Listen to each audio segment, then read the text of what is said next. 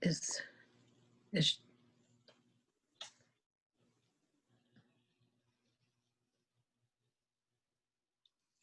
I think she's on mute. we're ready? We're ready now. Hello, everyone. I am Beverly Mishkin, Director of Case Management and Senior Services at Jewish Family and Children's Service of Greater Mercer County. We appreciate you taking the time to join us for our webinar, Holiness at Home, Observing the High Holidays Outside of the Synagogue. We are proud to be able to share the insight of our professionals, especially as those of us in the Jewish community are facing very uncertain and unconventional holiday celebrations. JFCS understands there are emotional and psychological hurdles to address during the high holidays this year. Andrea Gaynor, licensed clinical social worker and geriatric care manager, works with clients in the Secure at Home program to help seniors age safely in their homes. Beverly Rubman is part of our senior services department, providing chaplaincy services to our elderly clients, as well as leading our caregiver and bereavement support groups. Before I turn the presentation over to Andrea and Beverly, please know questions can be submitted in the Q&A or chat at any time and will be addressed following the presentation. Andrea, Beverly, take it away. Hi. Good afternoon. Thank you so much for joining us today. As many of you know, we are currently in the month of Elul, building up to Tishrei, which is when Rosh Hashanah and Yom Kippur occur. Rosh Hashanah begins Friday evening and Sunday at sundown, September 18th through the 20th, and Yom Kippur begins Sunday evening, September 27th, and ends sundown, September 28th. So how do we prepare for the high holidays in the time of COVID-19? How will we find our North Star during the high holidays this year? We're accustomed to walking into our synagogues and seeing the familiar, but in a special way. People wearing their holiday best, maybe their grandmother's pearls, things that can connect us to our past, the resonant sounds of the shofar, the prayers for repentance, our rabbi's admonishments to create a better world. How can we possibly experience this powerful time of year vis-a-vis a Zoom service? How can the holidays hold meaning without the Avinu Malkeinu or the Yizkor prayers recited in unison with our community? There is much in our tradition of experiencing the high holidays that occurs outside of the synagogue. There are meaningful rituals that can strengthen our connection to God and enrich our holiday observance. Because we're not on autopilot this year, we can use these weeks leading up to the high holidays to think and to plan. We hope that this webinar will help you start to consider for yourself and your own family some of these questions. And by coincidence, there are 4 questions. What are the most meaningful aspects of the holidays for you and your family? What do you need for yourself from the holidays this year? What can you do to create some or all of that meaning under current circumstances? And what resources are available to help you prepare for the holidays? As we begin our preparation for the high holidays, as I mentioned, it's currently the month of Elul, which precedes the high holiday season, or precedes the technical dates of the high holidays from August 21st until September 18th. It's thought of as a month to search your heart and draw closer to God. In the Kabbalistic world, they might say that the Lord is in the field. God is close now, and God is available to ask for forgiveness and to reach out and to try to cleanse your soul or begin the examination, the cheshbon hanefesh, an account of your soul, thinking about who you are and who you want to be. Self-examination can begin by understanding the meaning of Al Chet, one of the seminal prayers of the high holidays. The meaning of chet is actually derived from the Hebrew verb meaning to miss the target. It is not seen as a permanent affliction, but rather as a misstep. The month of Elul is a propitious time to begin to take inventory of ways in which you may have missed the target and to ask for forgiveness, and to enter a new year thinking of how you can commit to a life that better comports with your values.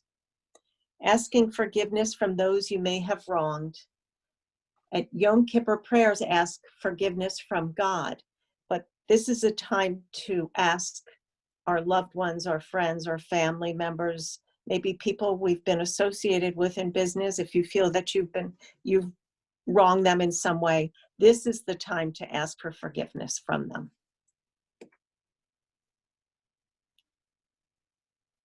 There's a lot more going on during the month of Elul. It's, first of all, we have the shofar, the wake-up call. Shofar is not just blown during the high holiday services. It's blown each morning at services for the entire month of Elul, except Shabbat. So that if you feel like you need to, you're worried that you're not getting enough shofar action going, you can go, find a service to stream, and you'll hear the shofar blown whenever you feel a need for it, if you're worried. Another thing that happens during all services during the month of Elul is that Psalm 27 is recited. And this one you may know. It starts, "The Lord is my light and my help. Whom should I fear? The Lord is the stronghold of my life. Whom should I dread?" Think about that, especially during this time of COVID-19. It's really powerful, and it might really awaken feelings in you and comfort possibly as well. The end of this psalm is equally powerful. "Look to the Lord, be strong and of good courage. Look to the Lord." Now, of course, there are during the month of Elul, as in all times, you can be regularly reciting other prayers and poems that have meaning for you. At the end of this presentation, we have additional readings listed that might give you, some of them are actual readings, most of them are links to other sources. Don't worry, we're also going to have a YouTube of this video, and it's going to be on the JFCS website. So you don't have to be scribbling things down frantically. You can go back later and find all of these resources and go through, see if you find something that means something to you. That gives, as you're washing your hands, as you're cooking your food, as you're walking around, you can be saying prayers, or poems that mean something, that give you strength in this season. We also have other things that go on during the month of Elul. Traditional, and again, you don't need the synagogue for this. We visit the graves of the loved ones, the Dor Vador, from generation to generation. Remembrance is one of the key themes of the high holidays. And there's certainly no reason that we can't continue that tradition. And it's probably more meaningful now than it's ever been. Other things, let's go back to the tradition many of us may have stopped following: sending cards, writing letters, actually putting your hand to paper and reaching out to people. And it's incredibly powerful now when we can't touch people the same way. Similarly, just reach out to those you love with high holiday wishes in any way, shape, or form that makes sense to you. And then obviously during the month of Elul, as always, you give tzedakah, charity. Open your heart. It's a wonderful time to prepare to approach the synagogue or the screen or whatever with your heart open and your prayers prepared. Don't allow the pandemic to control how you celebrate the high holidays. It can be helpful to maintain the spirit of the holiday this year by taking control over a situation that leaves us feeling so out of control. Employing traditions, as Beverly just described, such as sending New Year cards, reaching out to loved ones, or even making your mother's kugel, can be reassuring. We as Jews are mightier than the threat of the pandemic.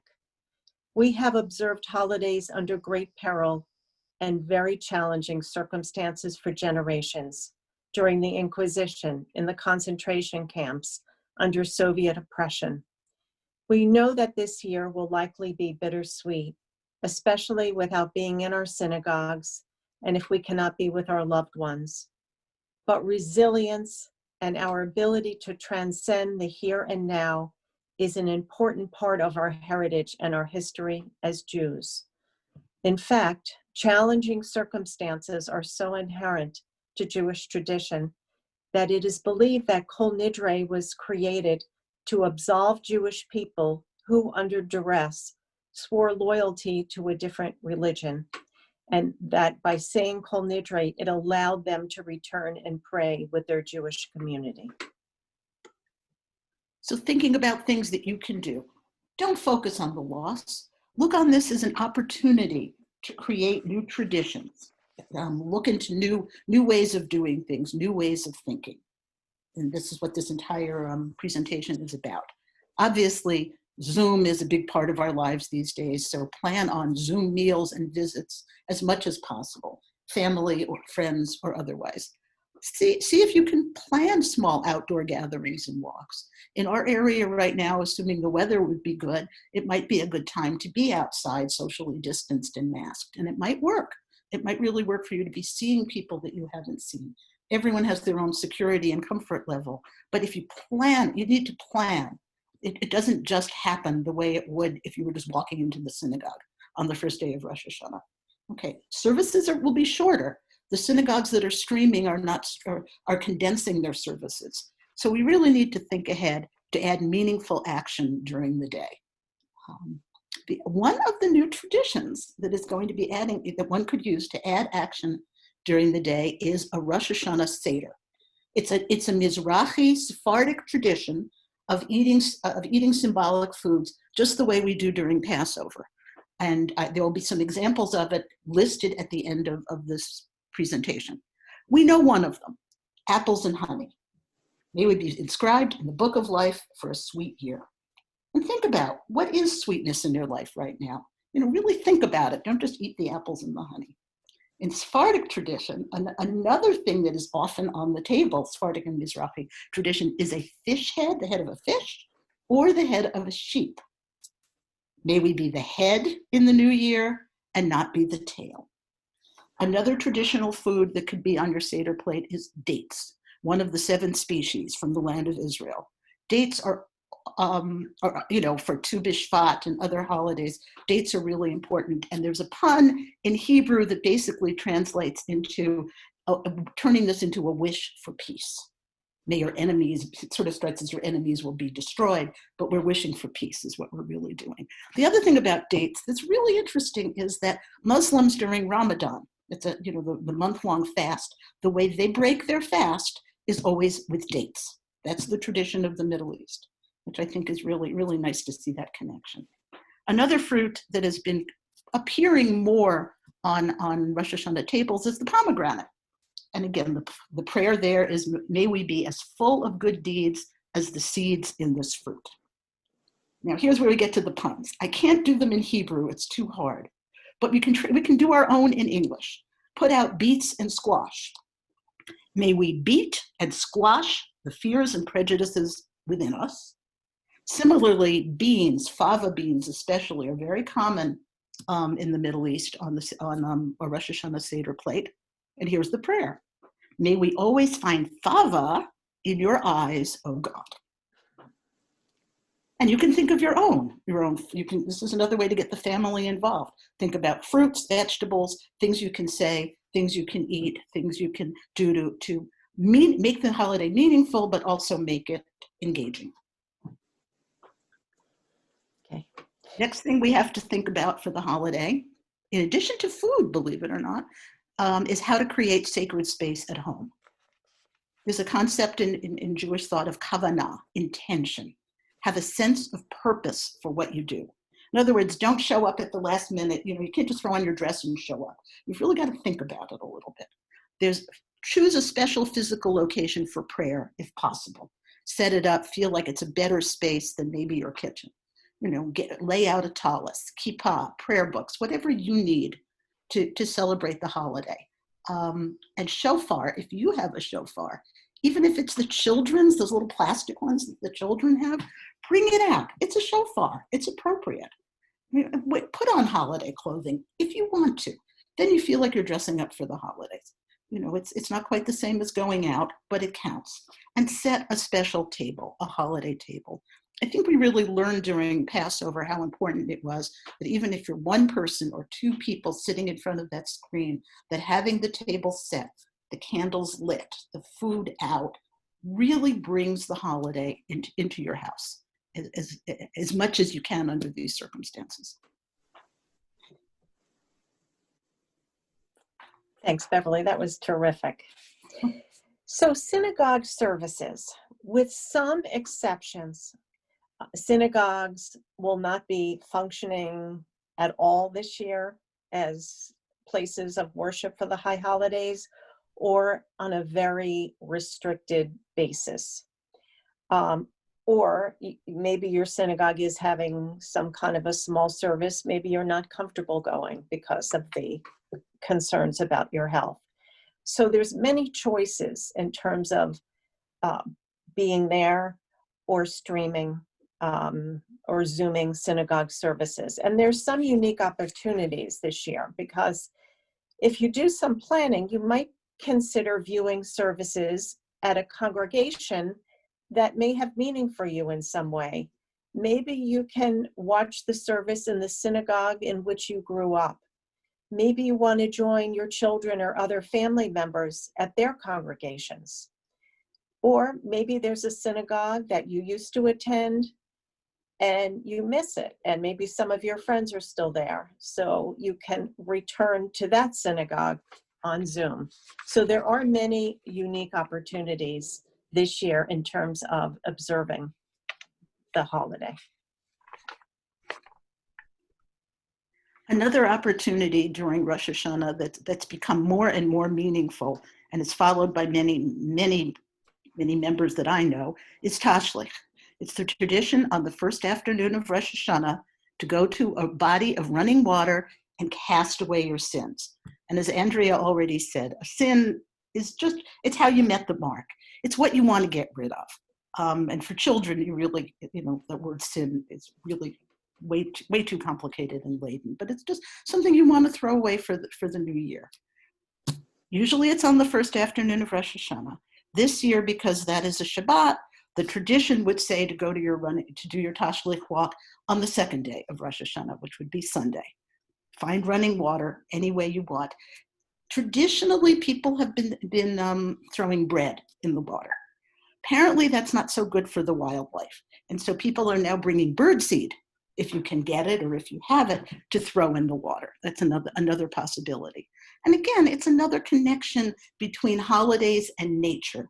And that's something I think we've all found during this COVID isolation time that we crave and that we get support from.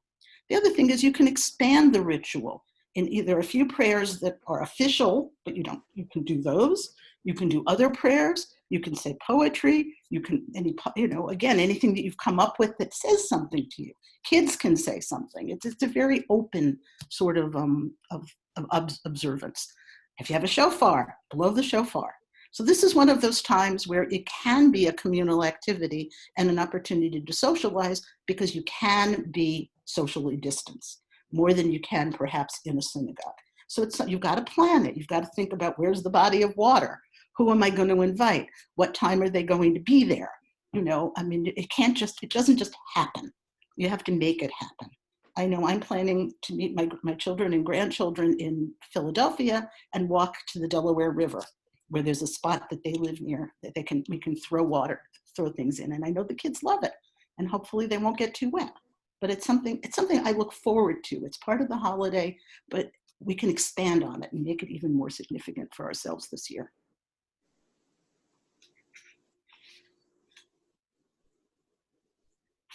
Finally, Yisker, the memorial service. For many, this is the most emotional part of the service, and something that many of us are worrying about not being able to participate in, that we're really missing. We know that this is the public observance of memorialization for our loved ones. There's also the private observance of lighting a memorial candle, which you do at home. Interestingly, especially for us, there's no prayer for lighting the memorial candle. You can make one up, you can look for one, you can create one, but it's really a time to speak to your heart. And that's true when you're in the synagogue and also when you're home. When you're doing it, I suggest addressing loss and grief in this year expanded beyond just the people we have lost. There's been a lot of loss. There's a lot of things we're grieving for. And it's a good time to open up your heart in all those ways, to think about it, let it wash over you. You're not going to feel good necessarily. That's not the point of Easter. That's not the point of remembrance. But we need it. We need that process to heal ourselves. And we also can learn many lessons of goodness and kindness from the memories of loss. We know that. That's also, to remember is one of the most important themes in the high holidays. So I have here, somebody sent this to me, and it's going to be in the back in the resources also. But I do have here part of a prayer that I thought was really amazing, that I thought I would read to you. And it was written by a chaplain, a fellow chaplain. And it could be part of a service. It could be something you say yourself, whatever you want to do with it. May God remember the souls of all our departed who were taken from us in the past year through the COVID-19 pandemic or its side effects, especially loneliness, isolation, and despair. We pledge to perform acts of of charity and goodness. I've lost my spot there. With their names in our hearts. May our deeds, prayers, and tshuva help to keep their souls bound up in the bond of life everlasting. Amen. It's from Chaplain Barry Titkoff, whom I do not know, but his words are quite amazing. Take a big deep breath. This is the hard part, and we know we're coming up to it, and we know that it's going to be different, and it's going to be painful in a different way, and it's going to be energizing in a different way as well. So before we get to the closing prayer, I thought this might be a good time for us to field any questions that you might have. I can't tell if there are any. Whoop, I don't see any here.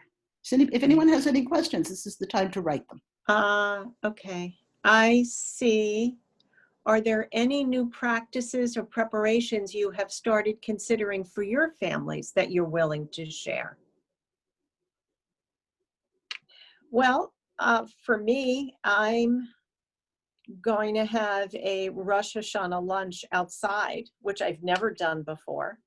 But my brother-in-law is always with us, and he's concerned about underlying health conditions. So instead of coming to us for the Rosh Hashanah dinners, he's going to come and have a nice lunch with us. Hopefully, it'll be nice outside, and we're gonna celebrate outside this year. So that's something that's going to be a little bit different. Mm-hmm. Yes, I'm doing that also on another day with my family, and they seem thrilled. I know my oldest daughter, basically, if she doesn't get the food that she likes, is going to be very upset. So I realized I have to start cooking. And the tashlich, as I mentioned, getting the family to say, this is what we're doing, this is when we're doing it, this is how we're doing it, really seems important and is being well received by the family. And I think we're going to ask some friends to join us as well. Okay, there's another question. Do you have any recommendations for someone celebrating alone? Mm-hmm. And this might be part of the same question. Places someone alone can find connection in the community. So if you're not associated with a synagogue, I guess you could, there's a lot of people that will be feeling the way you feel this year, I suspect. And what I would do is I would reach out to different people and see if they wanted to do part of the rituals with you. Do they want to have Rosh Hashanah lunch with you? Do they want to do tashlich with you, just so you don't feel so alone? And maybe if you're Zooming services, do they want to join you, and maybe outside, if there's concerns about your health, to try to distance and put a computer outside and just be with someone else if you can't be with your congregation, if that's usually a source of comfort for you. Mm-hmm. Beverly, do you have any suggestions? Yeah, I was also going to say, it does require some research to go online and look at various links for various congregations and see what they might be offering that might be something out of the ordinary, that would connect people at this time. I'm trying to think if we have in our recommendations in our resources specific congregations. I think, You yeah. know, why don't you email one of us and we'll see if we can send you some resources. We'll do a little research. So I'm Andrea G at jfcsonline.org, and Beverly is Beverly R at jfcs.org. So feel free to reach out to us with maybe even more specific questions about the kinds of things you would want to do with someone. And we'll see if we have some resources that we can send you. It is amazing how much creativity is going on out there. You know, each time I open my anything, any email, I'm getting something else about some kind of a program, certainly before. And I'm sure as we get closer to the actual holiday, there will be more things that are actually during. Because for most people who are, you know, again, if you're not Orthodox, you can Zoom, you can use the computer during the holidays, during the actual holidays to connect. And that's really, really important this year, particularly important this year. Any other questions? Again, if something comes up after this program, just email us. We're happy to help you. We're happy to do a little research and send you information that can help you enjoy the holiday in some way. Yeah, absolutely, absolutely. I do have a closing prayer. Just can't help myself. Let's see if we can get back to it. We can take this away. In the coming year, may you find meaning during these challenging times. May you experience sweetness in relationships with your loved ones and community. May the high holidays give you opportunities for introspection and joy and connection. And may we all be blessed with health and peace. Amen. Amen. Thank you. Thank you all for joining us so much. I think Beverly M. has something she wants to say in conclusion. These are the additional readings, but again, I don't expect you to write them down right now. I think you could go onto our website and it would be easier. Yeah, and I also, this is going to be a YouTube. So if you missed part of it or you know someone who missed it, you may go onto our website under COVID resources and you'll see past webinars, and anybody can view it. And the slides that were shown are also, obviously, will be part of that as well. Okay, can you hear me? Yes, Yeah. I can. Okay. Well, I want to thank you both for doing a terrific job, first of all. And I want to thank everyone. I want to thank everyone for attending. And I'd just like to also give you some of our other programming that's upcoming. We are also holding 2 sessions of a special Handling the Holiday support group, Together Yet Apart, High Holidays in the Time of COVID-19 for those who are bereaved.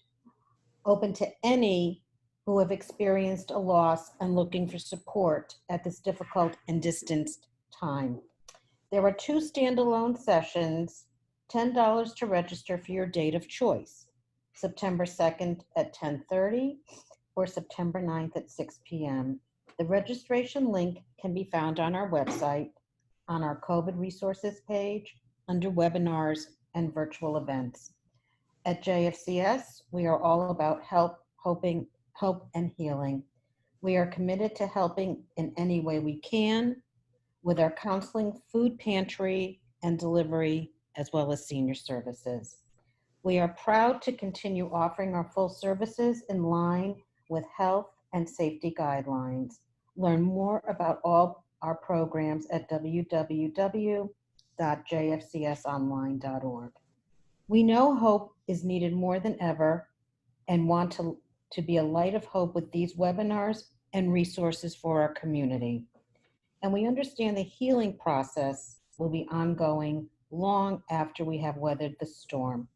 And CS will be there at each phase.